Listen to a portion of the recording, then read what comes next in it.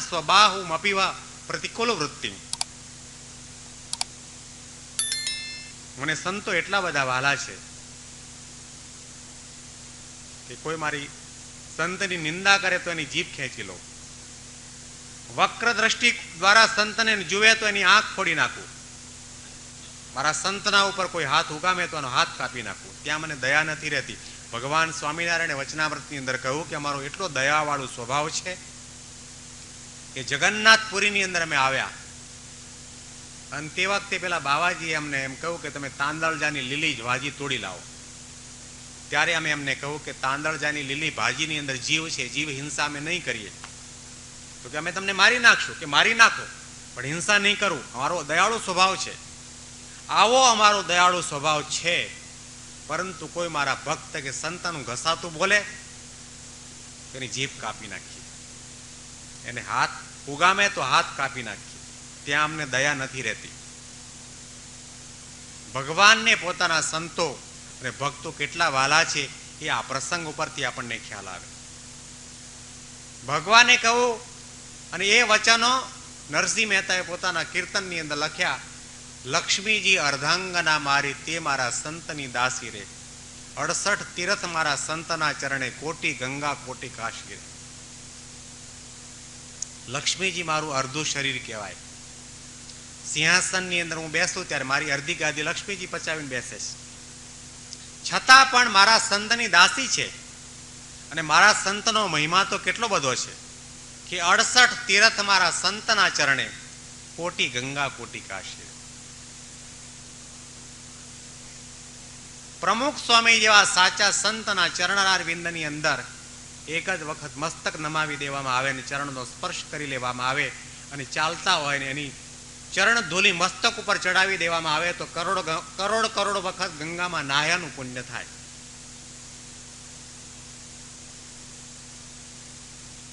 કરોડ વખત યમુનાજીમાં સ્નાન કરાયનું પુણ્ય થાય. 68 તીર્થ મારા સંતના ચરણે, કોટી ગંગા કોટી કાશી. સંતનો આટલો મોટો મહિમા છે. ભગવાને કહ્યું કે હું બધું સહન કરું, મારો અપરાધ કરો, મારી નિંદા કરો, મારી ઘૃણા કરો, તિરસ્કાર કરો, મને મારો એ બધું સહન કરું, પરંતુ મારા સંતનો કોઈ અપરાધ કરે તે સહન કરવા માટે તૈયાર નથી. સંત મારું હૃદય છે. જેણે જેણે પોતાના જીવનની અંદર સંતનો અપરાધ કર્યો છે એનું અધપતન થયું છે.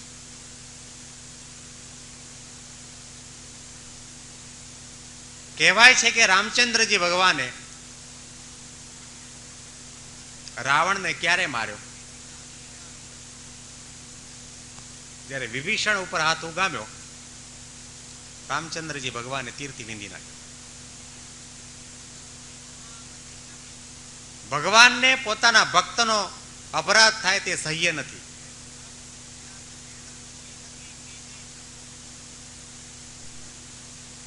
જેણે જેણે ભગવાન અને ભગવાનના સંતની નિંદા કરી છે, એનો દ્રોહ કર્યો છે, એનું અધપતન થયું છે, એનું નામ નિશાન નથી રહ્યું. રામ અને રાવણ બંનેના નામની રાશિ એક છે, તુલા રાશિ. બંનેના નામની અંદર ર આવે છે, પણ કોઈ પોતાના દીકરાનું નામ રાવણ રાખે છે. કુંભકર્ણ, કંસ અને કૃષ્ણ, ત્રણેયના નામની રાશિ એક છે. ક્યાંય સાંભળ્યું ખરું કે કોઈ પોતાના દીકરાનું નામ કુંભકર્ણ ને કંસ રાખ્યું હોય? શૂર્પણખા ને સીતા નામની રાશિ એક. શૂર્પણખા નામની છોકરી ક્યાંય જોઈ? ભક્તનો અનાદર કર્યો, સંતનો અનાદર કર્યો, સંતનો દ્રોહ કર્યો. ભગવાન બધું સહન કરવા માટે તૈયાર છે, પરંતુ પોતાના સંતની નિંદા, સંતનો અપરાધ પોતે સહન કરી શકતા નથી.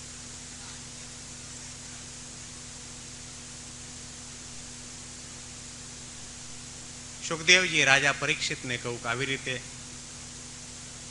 જય અને વિજય નામના બે પાર્ષદો ભગવાનના સેવક કહેવાય, ભગવાનના દ્વારપાલ કહેવાય, ભગવાનના ધામ સુધી પહોંચેલા. ત્યાંથી અમને નીચે પડવાનો વારો, રાક્ષસ બનવાનો વારો આવ્યો, કારણ કે એમણે વાણી દ્વારા ભગવાનની સંતની નિંદા કરી, વાણી દ્વારા અનાદર કર્યો સંતનો. આજે મનુષ્ય વધારેમાં વધારે કોઈ પણ પ્રકારે પાપ કર્મ કરતો હોય તો વાણી દ્વારા.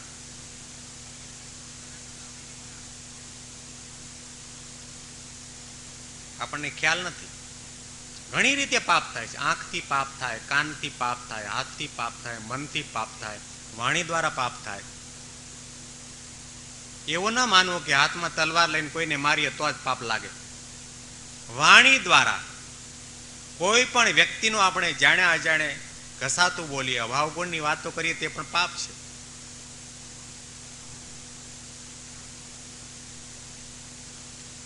યોગીજી મહારાજ ઘણી વખત વાત કરતા, એક ગામની અંદર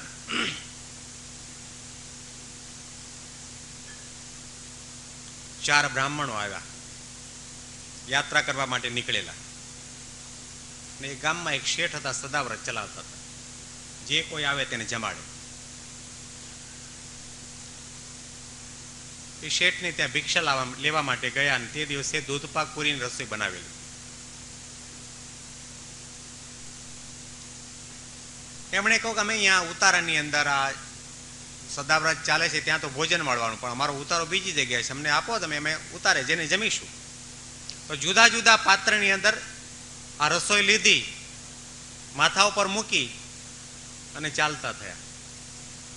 બન્યું એવું કે તે વખતે આકાશની અંદર એક સંવળી પોતાના ચાંચ અને પગની અંદર એક મરેલા સર્પને પકડીને ઉડતી ઉડતી જતી હતી. ને એના સાપના મોઢાની અંદરથી ઝેરના ટીપા ટપકતા હતા. અને બન્યું એવું કે એમાંથી 2 ટીપા આ દૂધપાકના તપેલાની અંદર પડ્યા.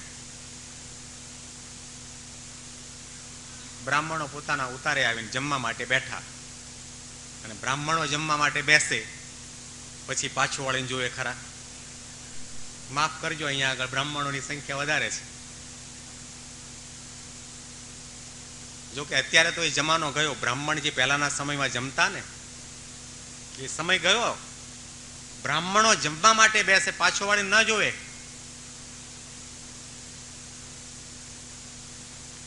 રણના મેદાનની અંદર કોઈ યુદ્ધો લડવા માટે જાય અને મરણીઓ થઈને લડે, એમ જમવા વાળો બ્રાહ્મણ પણ લાડુની સાથે લડાઈ લે.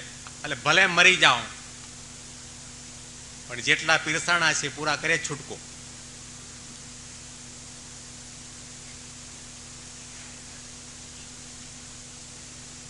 કારણ કે ભોજન પ્રિય કયા છે બ્રાહ્મણોને, મોદક પ્રિય કયા છે. આપણે જોઈએ તો કે અત્યારે બધી પ્રથા બદલાઈ ગઈ છે. બાકી પહેલાનો સમય એવો હતો કે આપણે જમવા માટે બેસીએ અને બ્રાહ્મણો જમવા માટે બેસીએ તો જમવાની ક્રિયામાં થોડો તફાવત છે. રોટલી, દાળ, ભાત, શાક, લાડુ જમવામાં હોય તો આપણે લાડુ જમીએ, રોટલી જમીએ, શાક જમીએ, દાળ ભાત છેલ્લે જમીએ. બ્રાહ્મણો શરૂઆતમાં ભાત ખાય, પછી મીઠાઈ ખાય અને પછી છેલ્લે ભાત ખાય. મેં ઘણા બધાને પૂછ્યું કે આનું કારણ શું? અમે માણસ છીએ ને તમે માણસ છો, તમે શરૂઆતમાં ભાત ખાઓ છો, અમે શરૂઆતની અંદર મેવા મીઠાઈ, રોટલી, દાળ, ભાત, શાક, તમે આવું કેમ કરો છો? છેલ્લે ખાઓ પછી પણ ખાઓ ભાત. કોઈએ સાચો ઉત્તર ના આપ્યો, પણ એક બ્રાહ્મણ હતા, એ મને મળ્યા, એવાળા સાધુ છે અહીંયા આગળ, એમનું નામ ભદ્રેશ સ્વામી છે. એમને પૂછ્યું કે આનું કારણ શું? તો કે તમે જાણો તો છો કે અમે બ્રાહ્મણો જમવા માટે બેસીએ ત્યારે પાછું વાળીને જોઈએ તો નહીં, એટલું બધું જમીએ. શરૂઆતમાં ભાત ખાઈએ, પછી મેવા મીઠાઈ, લાડુ, મોહનથાળ, બરફી, ઘારી, જે કંઈ હોય માલ એ જમીએ અને છેલ્લે પાછો ભાત ખાઈએ. એટલું બધું જમીએ વાત જવા દો. અને કોઈ વખત એટલું બધું જમાઈ જાય, કાં તો ઉલટી થાય ને કાં તો ઝાડા થાય. ઉલટી થાય તો પહેલા શું નીકળે? ભાત નીકળે, પણ માલ તો અંદર જ રહે.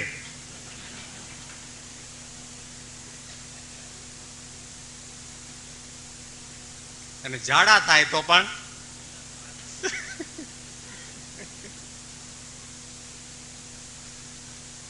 બ્રાહ્મણો ઉતારે આવીને જમવા માટે બેઠા. જેટલો પીવાય તેટલો દારૂ, દૂધપાક પીધો અને એટલો બધો દૂધપાક પીધો. દૂધપાકની અંદર પેલા સાપની અંદર મોઢામાંથી ઝેરના ટીપા ટપક્યા હતા ને એ ઝેર વાળું દૂધ થયેલું. સુતા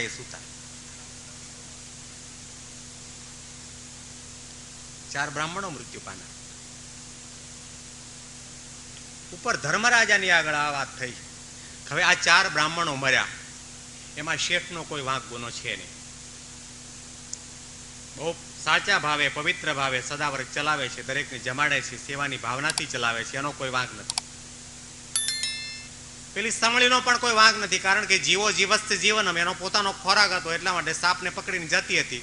એનો કોઈ એવો ઈરાદો નહોતો કે આ તપેલાની અંદર ઝેરના ટીપા ટપકે એવી રીતે ઉડવું, એનો કોઈ વાંક નથી. અને પેલો સાપ પણ મરણાવસ્થાની અંદર છે, એનો તો ખબર જ નથી. અને છતાં પણ 4 બ્રાહ્મણો મર્યા. આ પાપ કોના નામે લખવું કે હમણાં પેન્ડિંગ લિસ્ટમાં લખી રાખો, ભવિષ્યની અંદર એનો વિચાર કરીશું. બન્યું એવું કે થોડા દિવસ પાછી કોઈ યાત્રાળુ ત્યાંથી ગામના ભાગોળમાંથી પસાર થયો, અને ગામની ભાગોળની અંદર એક ડોશીમાં વૃદ્ધાવસ્થા વાળા બેઠા હતા. આવ નવરા ધૂપ, કઈ કામ ધંધો નહીં હો. એમને પૂછ્યું, માજી આ ગામની અંદર કઈ સદાવ્રત કે એવું ધર્મશાળા કે એવું કંઈ છે કે મારે અત્યારે જમવું છે ને હું યાત્રા કરવા માટે નીકળ્યો છું.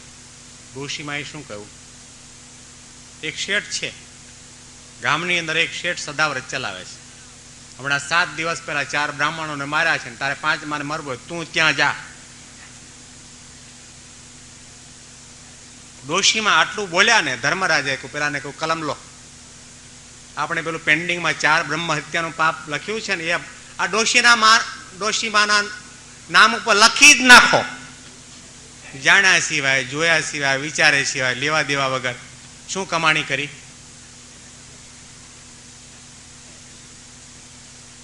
વાણી દ્વારા પાપ થયું. મિથ્યાપવાદ કસ્મિશ્ચિદ અપી સ્વાર્થસ્ય સિદ્ધયે નારોપ્યો નાપ શબ્દાશ્ચ ભાષણીયા કદાચન. કે કોઈના ઉપર, કોઈ પણ વ્યક્તિના ચારિત્ર ઉપર જાણ્યા સિવાય, જોયા સિવાય બોલવું તે પણ પાપ છે. ભગવાને આપણને વાણી આપી છે. વાણી પાણીની માફક નહીં, પરંતુ ઘીની માફક વાપરવી, વિચારીને વાપરવી. સત્યમ બ્રુયાત પ્રિયમ બ્રુયાત હિતકરમ ચ બ્રુયાત. સત્ય બોલવી, કોઈને પ્રિય લાગે એવું બોલવું, અને સાંભળનાર વ્યક્તિના આત્માનું કલ્યાણ થાય, એનું ભલું થાય, એનું સારું થાય એવું બોલવું. પણ બોલવા વાળા કેવું બોલતા હોય છે? કોઈ માણસ માંદો થાય, હોસ્પિટલમાં એડમિટ કર્યો હોય, મળવા માટે જાય ભાઈ સાથે, એના પલંગ ઉપર જ બેસે, કેમ ભાઈ શું થયું? તો કે કેટલાય દિવસથી દુઃખમાં પીડાતો હતો, અને મને ડોક્ટરે અહીંયા એડમિટ કર્યા પછી એમ કહ્યું છે કમળો થયો છે. તો પેલો શું કે, કમળો થયો છે? કઈ કહેવાય નહીં, કમળી પણ થાય. આપણા ગામની અંદર એક ભાઈને કમળો થયેલો, એને કમળી થઈને ઉપડી ગયો. તારી દશા આવી થશે. હવે એને મળવા માટે, આશ્વાસન દેવા માટે ગયો હતો કે પછી હેરાન કરવા માટે? બોલવું, એને ઉત્સાહ આવે, એને ઉમંગ આવે, એને સારું લાગે.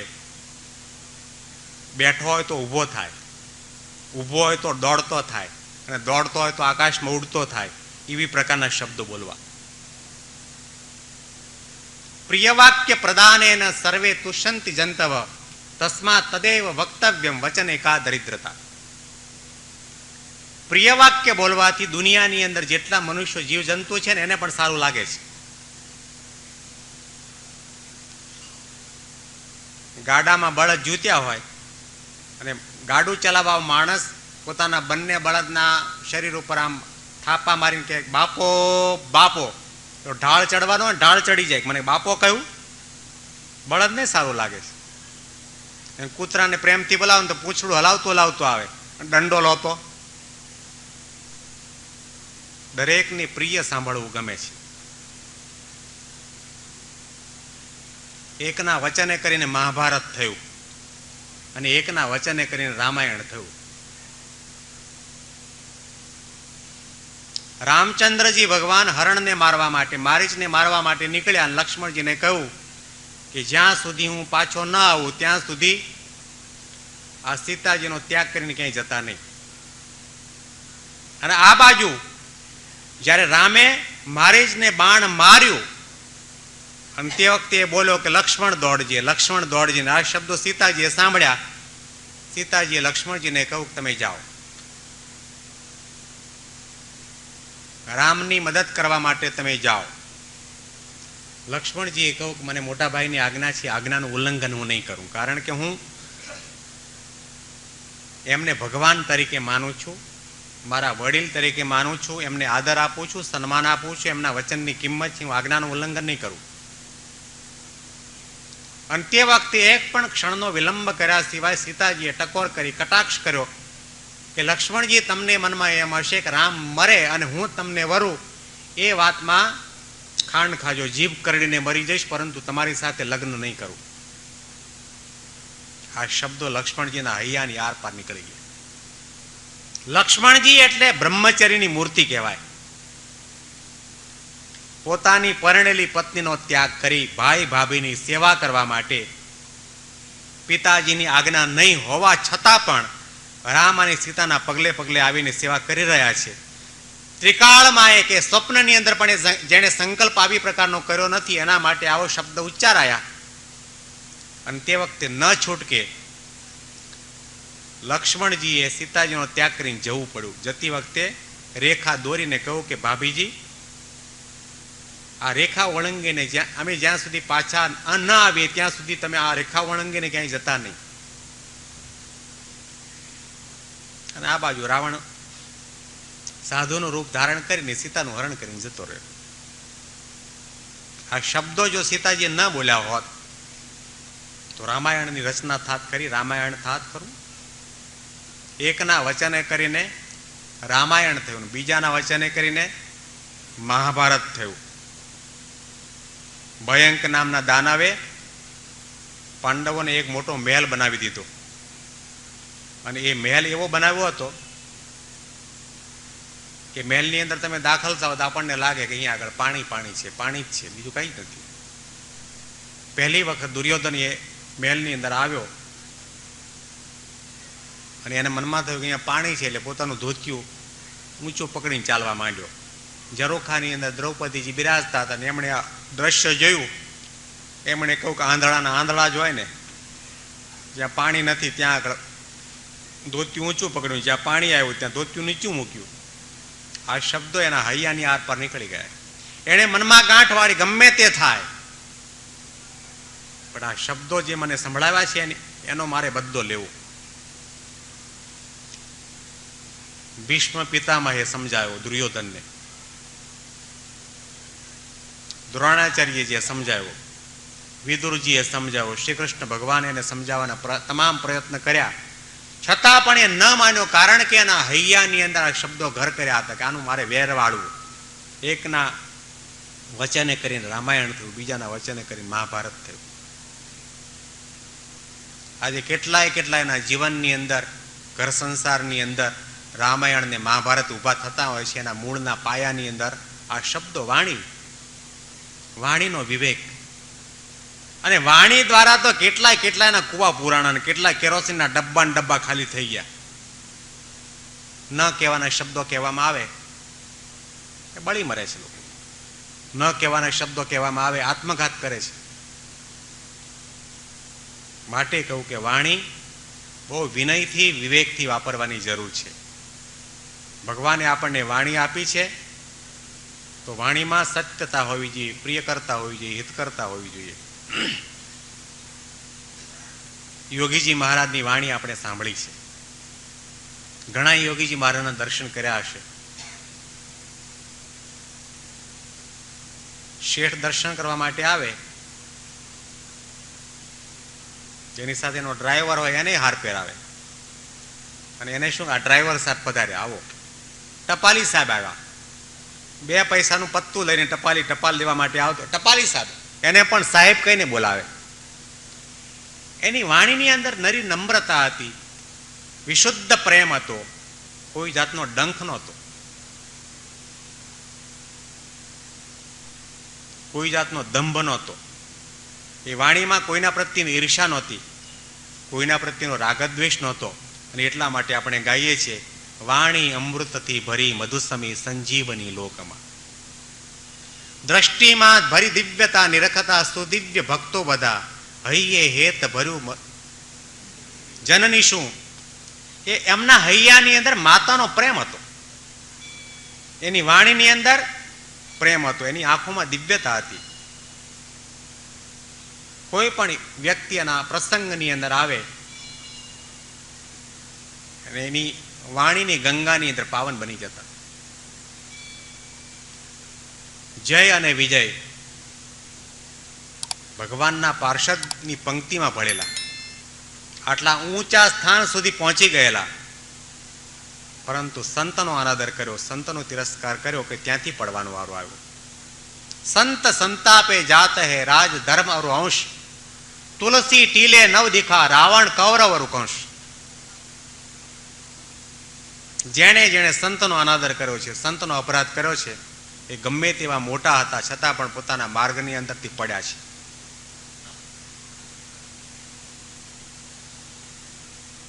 ભગવાનનો અનાદર કરે, ભગવાનનો તિરસ્કાર કરે, ભગવાનનો દ્રોહ કરે તો એનું માથું કપાય. રાવણ ભગવાનનો વિરોધી હતો, ભગવાનને વિશે અનાદર હતો, ભગવાનનો દ્રોહ એને કર્યો. એને રામના અર્ધાંગીની ધર્મપત્ની સીતાજી પ્રત્યે પ્રેમ હતો, ભક્તના પ્રત્યે પ્રેમ હતો, પરંતુ ભગવાનના પ્રત્યે અનાદર હતો, એનું માથું કપાણું.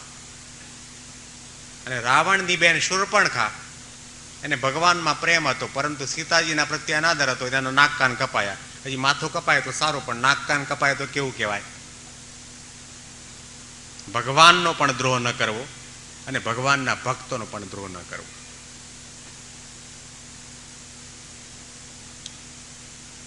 સુખદેવજીએ કહ્યું કે હે રાજા પરીક્ષિત, આ સનકાદિકના શાપ પ્રમાણે જય અને વિજય પહેલા જન્મની અંદર હિરણાક્ષ અને હિરણ્યકશિપુનો દેહ પામ્યા. એ જન્મ થતાની સાથે મોટા પહાડ જેટલા શરીરવાળો બની ગયો. અને વરુણદેવની વિભાવરી નામની નગરી છે, ત્યાં જઈને ઉભો રહ્યો કે મને દ્વંદ્વ યુદ્ધની ભિક્ષા આપો. વરુણદેવ ગભરાઈ ગયા. એને ખબર હતી કે આની સાથે બાદ ભેળવી, આની સાથે લડાઈ કરવી મારું કામ નથી. એમાંથી મુક્ત થવા માટેનો ઉપાય શું? અભિમાની માણસને બીજો રસ્તો બતાવવાનો હોય.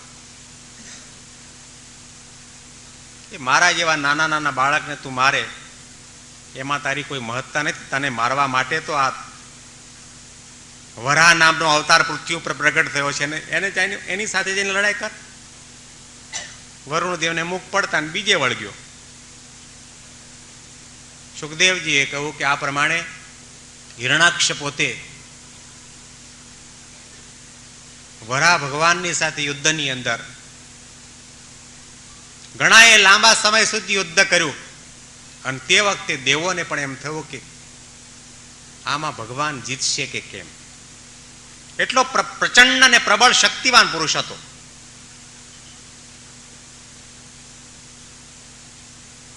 પણ ભગવાન આવું કંઈ ચરિત્ર કરતા હોય છે, એ લીલા ચરિત્ર હોય છે, દિવ્ય ચરિત્ર હોય છે.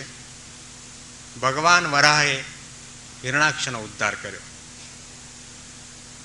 અને ત્યાર પછી સુખદેવજીએ રાજા પરીક્ષિતને કહ્યું કે એક વખત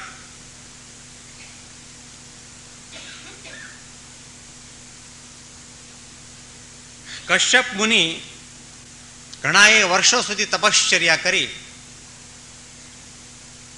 અને તપના અંતે ભગવાને દર્શન આપ્યા.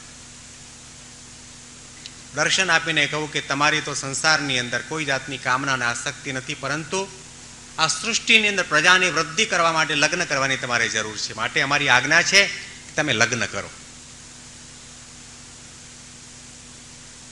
ભગવાને દિવ્ય દર્શન આપીને મનુરાજાને આજ્ઞા કરી, તમારી શતરૂપા નામની કન્યા છે, એ કન્યાને લઈને તમે કશ્યપ મુનિ પાસે જાઓ અને તમારી કન્યાને એની સાથે લગ્ન કરાવો.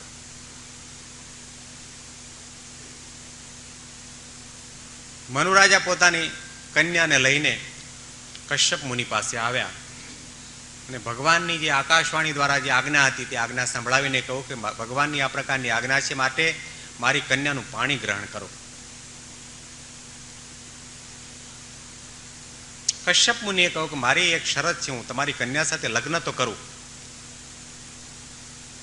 પરંતુ લગ્ન કર્યા પછી, સંતાન થયા પછી હું સમગ્ર પરિવારનો ત્યાગ કરીને જંગલમાં તપશ્ચર્યા કરવા માટે ચાલી નીકળીશ.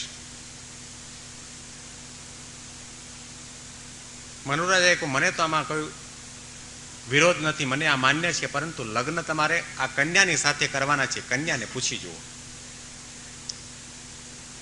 આ શરત જ્યારે સુકન્યાને એમની કન્યાને સંભળાવવા માટે આવી, એમણે પ્રણિપાત કરીને કહ્યું કે મારા એવા મહાન ભાગ્ય ક્યાંથી કે જેમણે આટલી આટલી ઉગ્ર તપશ્ચર્યા કરી અને જેના હૈયાની અંદર આવી આધ્યાત્મિક સંપત્તિ ભારોભાર ભરેલી છે, એવી વ્યક્તિ મારું પાણી ગ્રહણ કરે, મારા ભાગ્ય ક્યાંથી? તમારી જે કંઈ શરત હોય તે બધી મને માન્ય છે, પરંતુ મારી સાથે લગ્ન કરો. સુખદેવજીએ કહ્યું કે હે રાજા પરીક્ષિત, એ શતરૂપાએ કશ્યપ મુનિ સાથે લગ્ન કર્યા. જુઓ આપણો ભારતનો ભૂતકાળ. એ સમયની અંદર રૂપની મહત્તા નહોતી, લૌકિક સંપત્તિની મહત્તા નહોતી, જ્ઞાતિ જાતિને જ્ઞાતિની મહત્તા નહોતી, આધ્યાત્મિક સદગુણોની મહત્તા હતી. આજે સમય કેટલો પરિવર્તિત થયો છે. પહેલા તો કહેવામાં આવતું કે ગુણાન પૃચ્છસ્વ મા રૂપમ, છોકરો કે છોકરી શોધવા માટે જાઓ, રૂપની માથાકૂટમાં ન પડતા. ગુણાન પૃચ્છસ્વ, એ સદગુણ છે કે નહીં એના જીવનની અંદર, ધર્મ છે કે નહીં, ભગવાનમાં માને છે કે કેમ, ભગવાનમાં શ્રદ્ધા છે કે કેમ, સદાચારી છે કે કેમ. ગુણાન પૃચ્છસ્વ મા રૂપમ, શીલમ પૃચ્છસ્વ મા કુલમ, એ કુળની માથાકૂટ ન કરતા. 6 ગામનો છે, 27 ગામનો છે, કઈ ગોરનો છે, માથાકૂટમાં ન પડતા. એના જીવનની અંદર શીલ અને ચારિત્ર્યની શુદ્ધિ છે કે કેમ. આજે કેવું છે, છોકરો અમેરિકાથી લગ્ન કરવા માટે, છોકરી શોધવા માટે અહીંયા આગળ આવે અને પેપરની અંદર ને મેગેઝિનની અંદર પોતાનો બાયોડેટા લખે. શું લખે? 12 મહિનાની તમામ એકાદશી નિર્જળા કરું છું. વાંચ્યું કોઈ દિવસ એવું? દરરોજના સવારના પૂજા કરું છું, રવિવારની સભામાં જાઉં છું, તિલક ચાંદલો કરું છું, સંપૂર્ણપણે શુદ્ધ શાકાહારી છું, ભગવાનમાં દ્રઢપણે માનું છું. આવો બાયોડેટા ક્યાંય વાંચ્યો? શું લખેલું હોય? જેટલું ભણ્યો હોય એ ડિગ્રી બધી લખી હોય, એની ઉંમર લખી હોય, એની ઊંચાઈ લખી હોય.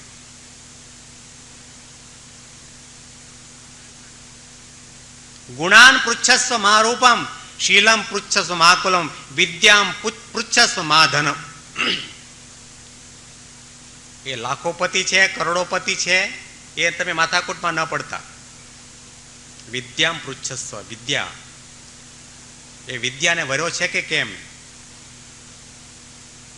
વિદ્યા એટલે લૌકિક વિદ્યા નહીં. યા વિદ્યા સા વિમુક્તયે, ભગવાનના નામની વિદ્યા, ધર્મની વિદ્યા, સદગુણોની વિદ્યાના જીવનની અંદર વણાયેલી છે કે કેમ, એનો તમે તપાસ કરો.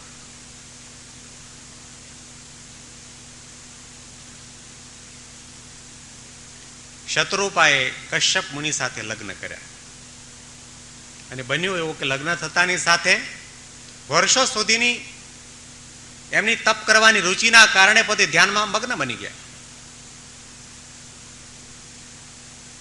અને વર્ષો સુધી ધ્યાનમાં બેઠા રહ્યા. અને થોડા સમય પછી પોતે જાગ્રત થયા ત્યારે શતરૂપાએ કહ્યું કે તમને યાદ છે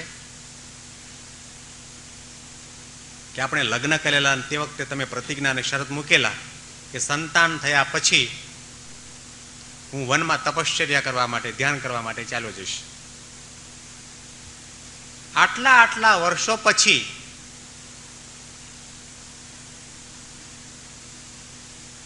એ શતરૂપા પતિના પગલે પગલે તપશ્ચર્યા કરે છે.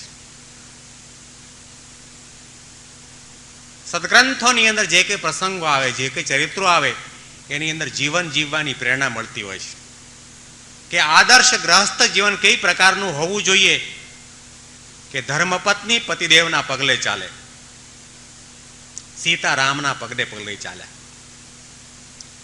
જીવનની અંદર કેટલા કેટલા કષ્ટો આવ્યા, દુઃખો આવ્યા, પરંતુ એમણે પોતાના પરિણેલા ધણીનો ત્યાગ નથી કર્યો. ભગવાને વગર વાંકે એમનો ત્યાગ કર્યો, છતાં પણ ભગવાનના ચરણારવિંદની અંદર એમણે પ્રાર્થના કરી, ભૂયો યથામે જનનાંતરેપી ત્વમેવ ભર્તા ન ચ વિપ્રયોગ. જન્મો જન્મની અંદર તમે મારા નાથ બનો, પતિ બનો. અને આજે તો વાતે વાતે વાસણ ખખડે અને શું બોલે, જા કાળમુખા તારું તો 7 જન્મમાં મોઢું જોવું નથી. સંસારની અંદર, ગ્રસ્તાશ્રમની અંદર આદર્શ ગ્રાહસ્થ જીવન કહી શકાય એવા કુટુંબો કેટલા. બહુ મુશ્કેલ છે. ધર્મપત્ની કે ધર્મપતિ જે વ્યક્તિના નામની આગળ લાગે એ વિશેષણ લગાડી શકાય એવા પતિ કેટલા અને પત્ની કેટલા. એક ગામડાની અંદર વર્ષો પહેલા શિયાળાની કડકડતી ઠંડીની અંદર શેઠ અને શેઠાણી સગડીની અંદર કોલસા પેટાવીને તાપવા માટે બેઠા. એ વખતે હીટરનો જમાનો નહોતો. એમાં બન્યું એવું કે 2 દિવસ પહેલા બંને વચ્ચે કઈ બોલાચાલી થયેલી, વાસણ ખખડેલા. વાસણ ખખડવું એટલે પારિભાષિક શબ્દ છે. બોલાચાલી થઈ, એમ ઝઘડો થયો, વાસણ ખખડ્યા. પેલી કે હું તમારી સાથે બોલે તે હરામ, પેલો કે તમારી સાથે બોલે એ હરામ. આ બોલા લઈ લીધા બંને. પાછા બંને જણા ભેગા તાપે. ને બન્યું એવું કે સાગડીની અંદર જે કોલસા નાખેલા ને એમાંથી એક કોલસો ફાટ્યો, ફાટીને ઉડ્યો. અને એ કોલસો ઉડીને ક્યાં પડ્યો? શેઠના ધોતિયામાં. સળગતો કોલસો ધોતિયાની અંદર પડ્યો ને ધોતિયું સળગવા માંડ્યું. અને શેઠ તો પોતે તાપવામાં મશગુલ હતા. એને ખબર જ નહોતી કે ધોતિયું બળે છે. અને શેઠાણીએ જોયું. શેઠાણીએ વિચાર કર્યો કે આને ખબર નથી ધોતિયું બળે છે, અને જો હું એને નહીં કહું તો આખું ધોતિયું બળશે ને પોતે બળશે ને મને બાળશે. કહેવું કઈ રીતે? બોલા લીધા છે. એટલે બાઈએ પછી પોતાનું મોઢું આ પાછું ફેરવી લીધું. શેઠાણીએ મોઢું પાછું ફેરવીને બોલવા માંડી, કોઈનું ધોતિયું બળે એમાં આપણું શું? કોઈનું ધોતિયું બળે આપણું શું? તારું જ છે કે અગ્નિદેવની સાક્ષીની અંદર, ભૂદેવની સાક્ષીની અંદર જેની સાથે 7 ફેરા તું ફરી છો, તારો ધણી છે, તારો નાથ છે, તારો પતિ છે, તારું કર્તવ્ય છે. એ વખતે અબોલા મૂકવા જોઈએ. ગ્રસ્ત જીવન રહ્યા નથી.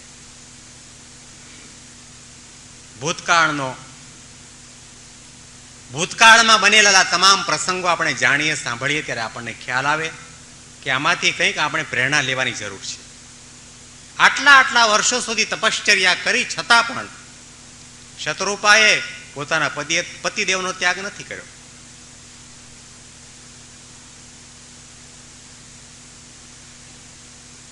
સુખદેવજીએ કહ્યું કે ત્યાર પછી બંને ગ્રહસ્થાશ્રમ માંડ્યો અને સમય જતા ક્રમશઃ એમને ત્યાં 9 કન્યાનો જન્મ થયો.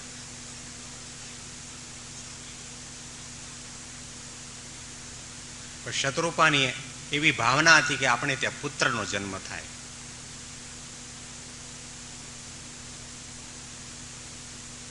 બંનેનું જીવન પવિત્ર હતું, ધર્મમય હતું, નીતિમય હતું, સદાચારમય હતું, સંયમી જીવન હતું.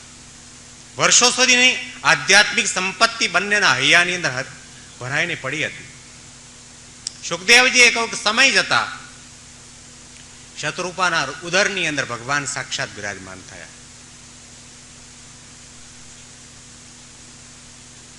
શતરૂપાના મુખના ઉપર બ્રહ્મનું, ભગવાનનું તેજ ઝળહળવા માંડ્યું. ક્ષણે ક્ષણે, પળે પળે પોતાને અનુભૂતિ થવા માંડી કે ભગવાન સાક્ષાત મારા ઉદરની અંદર બિરાજમાન થયા છે. સુખદેવજીએ કહ્યું કે રાજા પરીક્ષિત, આવી રીતે સમય જતા શતરૂપાને ત્યાં બાળકનો જન્મ થયો. એ બાળક કપિલદેવ ભગવાન, બોલો કપિલદેવ ભગવાનની, બોલો કપિલદેવ ભગવાનની.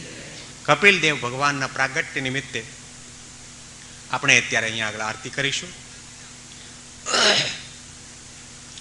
અને આરતી થાય તે દરમિયાન આપણે 2 મિનિટના માટે ધૂન બોલીશું. પોતાના પુત્રને વિનંતી પ્રાર્થના કરી કે મારું સહજમાં કલ્યાણ થાય એવો મને ઉપાય બતાવો. મારી વૃદ્ધ અવસ્થા છે,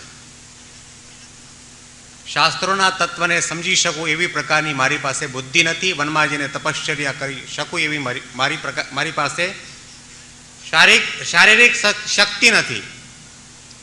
સરળતાથી સહજતાથી મારા આત્માનું કલ્યાણ થાય, ભગવાનના ધામની મારી ગતિ થાય એવી પ્રકારની મારા ઉપર કૃપા દ્રષ્ટિ કરો, મને ઉપાય બતાવો.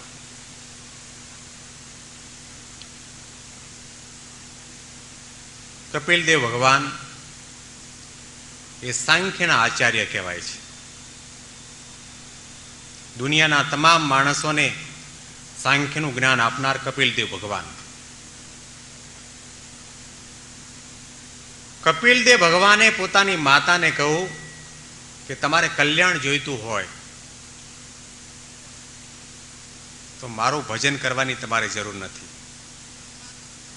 પ્રસંગ મજરમ પાશમાત્મન કવયો વિદુહુ સએવ સાધુષુ કૃતો મોક્ષ દ્વારમ અભાવુતમ. કે જેવી તમને તમારા શરીરમાં આત્મબુદ્ધિની પ્રીતિ છે, શરીરની સાથે સંકળાયેલા પદાર્થની સાથે મમત્વ બુદ્ધિ છે, એવી પ્રકારની આત્મબુદ્ધિની પ્રીતિ સાચા સંતની અંદર જો થઈ જાય તો મોક્ષ દ્વારમ અપાવૃતમ, તમારા મોક્ષનો દરવાજો ખુલી જાય. શ્રીમદ ભાગવતના 18,000 શ્લોકોનું રહસ્ય આ શ્લોકની અંદર સમાયેલું છે. આ પ્રસંગ બહુ સમજવા જેવો છે. જે માતાના ઉદરની અંદર ભગવાન 9 મહિના સુધી બિરાજમાન થઈને રહ્યા હોય, જે માતાના કુખે ભગવાન સાક્ષાત પુત્ર રૂપે પ્રગટ થયા હોય, એ માતાના કલ્યાણમાં કઈ બાકી રહે ખરું?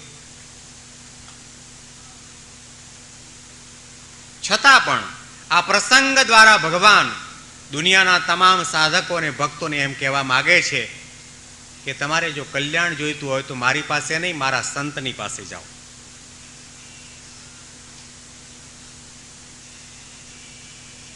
મારામાં પ્રીતિ કરતા પહેલા, મારામાં આત્મબુદ્ધિ કરતા પહેલા સંતની અંદર આત્મબુદ્ધિની પ્રીતિ કરો. એ સંત તમને પરિશુદ્ધ કરી, નિર્વાસનિક બનાવી, નિર્દોષ બનાવી, દિવ્ય બનાવી, બ્રહ્મરૂપ બનાવી અને મારા ચરણની અંદર તમને ધામની અંદર અધિકારી બનાવશે.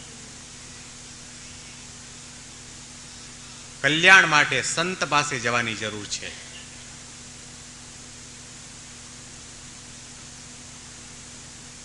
કપિલદેવ ભગવાને પોતાની માતાને કહ્યું કે સંતની અંદર પ્રીતિ કરો.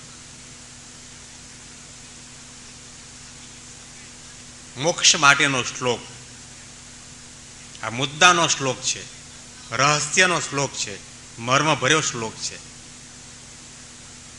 ભાગવતની કથા તો ઘણી જગ્યાએ થાય છે, થશે, થઈ ગઈ છે,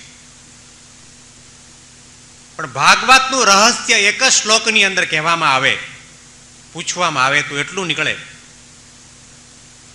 કે જો તમારે ભગવાનની સાથે, ભગવાનની પાસે જવું હોય, ભગવાનમય બનવું હોય, ભગવાનના ધામને પામવું હોય, માયામાંથી મુક્ત થવું હોય, સંસારમાંથી ઉગરવું હોય, કાળના મુખમાંથી મુક્ત થવું હોય,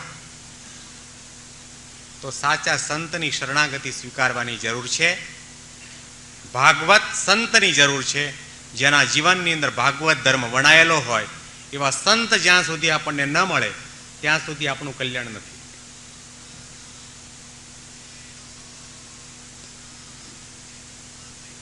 સંત તો કયા,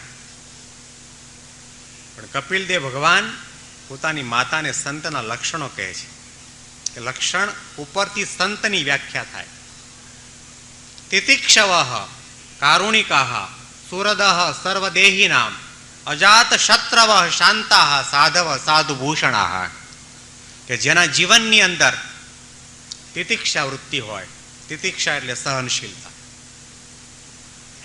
કોઈ મારે, તિરસ્કાર કરે, અપમાન કરે, ગાળ દે, છતાં પણ જે હસતા મોઢે સહન કરે એનું નામ સંત. જે કંઈ લક્ષણો શાસ્ત્રમાં કયા છે, લખ્યા છે, એમાં એવું એક પણ લક્ષણ નથી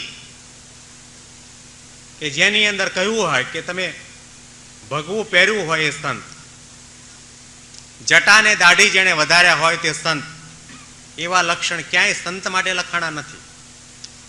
સંતના લક્ષણો તિતિક્ષવઃ, સૌથી પહેલું મોટામાં મોટું લક્ષણ હોય સહન કરે તે સાધુ. બધું થાય.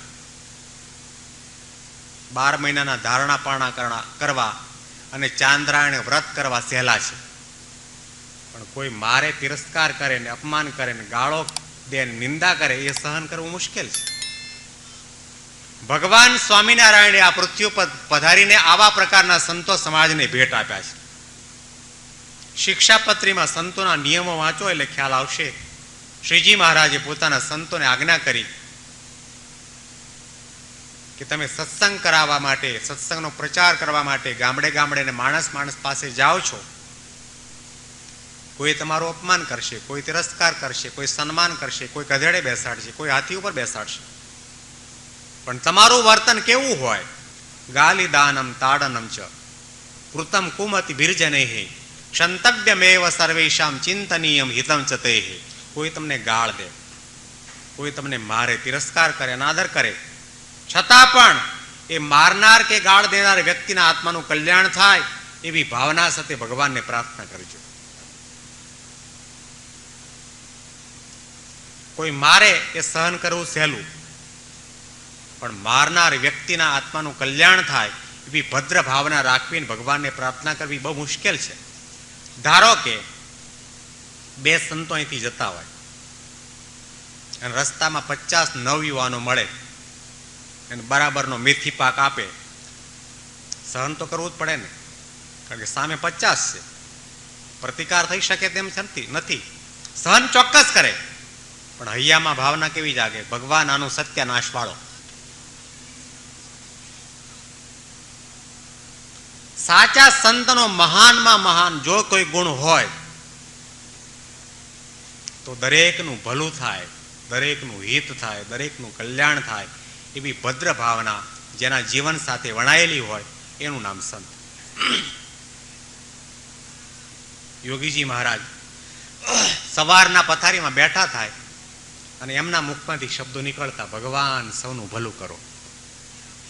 આપણે બોલી શકીએ ખરા? બોલીએ ખરા, લખીએ ખરા, સાંભળીએ ખરા, પણ મનમાં એમ નક્કી કરીએ કે આટલાને બાદ કરીને જેની સાથે આપણને ન બનતું હોય, જેની સાથે આપણને શત્રુતા હોય, જેની સાથે આપણને ઈર્ષાનો ભાવ હોય, એટલાના નામને બાદ કરીને કહીએ કે ભગવાન બીજાનું ભલું કરો, આનું નહીં કરતા. રાજકોટની અંદર એક હરિભક્ત છે ને, ગોંડલની અંદર ઘનશ્યામ મહારાજના દર્શન કરવા માટે જાય. ઘનશ્યામ મહારાજની મૂર્તિ આગળ ઉભા રહીને કે ભગવાન સૌનું કરો, ભગવાન સૌનું ભલું કરો, ભગવાન સૌનું કલ્યાણ કરો, પણ શરૂઆત મારાથી કરો. દુનિયા આખીનું કલ્યાણ કરો, પણ પેલું મારું કરો. સ્વાર્થ ભાવ આવે. સંતના જીવનની અંદર લેશ માત્ર સ્વાર્થની ભાવના નથી. તિતિક્ષવઃ.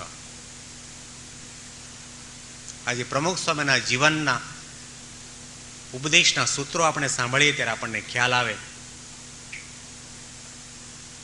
બીજાના ભલામાં આપણું ભલું. કોણ બોલી શકે આવું? બીજાના ભલામાં આપણું ભલું, બીજાના સુખમાં આપણું સુખ, બીજાના ઉત્કર્ષમાં આપણો ઉત્કર્ષ. એ કેટલી ઊંચી ભૂમિકાઓ પર પહોંચ્યા હશે,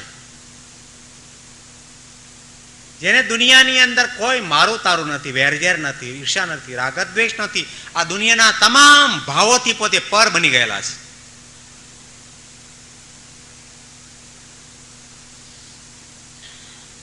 દરેકનું ભલું થાવ, દરેકનું કલ્યાણ થાવ.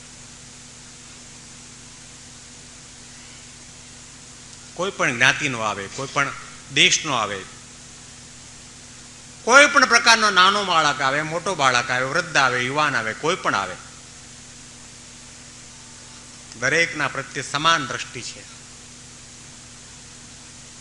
આપણી ભેદ દ્રષ્ટિ છે, એમની અભેદ દ્રષ્ટિ છે. આપણી દેહ દ્રષ્ટિ છે, એમની આત્મદ્રષ્ટિ છે, પરમાત્મ દ્રષ્ટિ છે. મારે એને પણ તારે, આવી પ્રકારની ભદ્ર ભાવના જે સંતના જીવનની અંદર વણાયેલી હોય, ત્યાં કોઈ પણ પ્રકારનો વિચાર કર્યા સિવાય મસ્તક ઝુકાવી દેવું. તિતિક્ષવ કારુણિકા, કે જેના જીવનની અંદર નરી કરુણતા હોય, ની આંખો